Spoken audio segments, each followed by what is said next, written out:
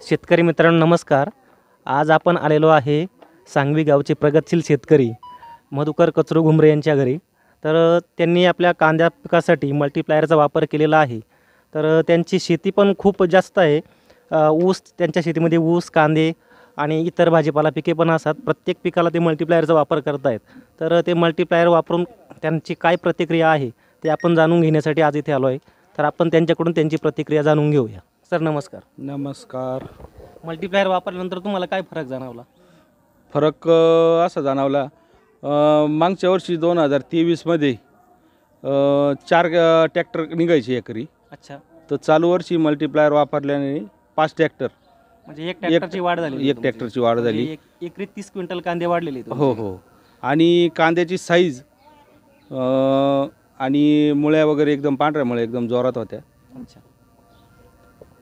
काय वजनात वगैरे काही चकाकी, कलर वगैरे काही वाटतंय का हो तुम्हाला? हो हो वाटतं. इतर शेतकऱ्यांना तुम्ही काय सांगाल मल्टीप्लायरचे रिझल्ट विषयी? इतर शेतकऱ्यांना असं सांगू इच्छितो की त्यांनी सुद्धा मल्टीप्लायरचा वापर करावा. आणि नुसते कांदेच नाही, ऊसाला सुद्धा चांगलं आहे. बाकीच्या पिकांना, कोणत्या पण पिकांना मल्टीप्लायरचा वापर केला पाहिजे. ओके सर, धन्यवाद. माहिती दिल्याबद्दल धन्यवाद सर. असंच प्रत्येक शेतकऱ्यांनी मल्टीप्लायरचा वापर करून आपल्या शेतीमध्ये जास्तीत जास्त उत्पादन घ्यावे हीच शेतकऱ्यांना विनंती. धन्यवाद.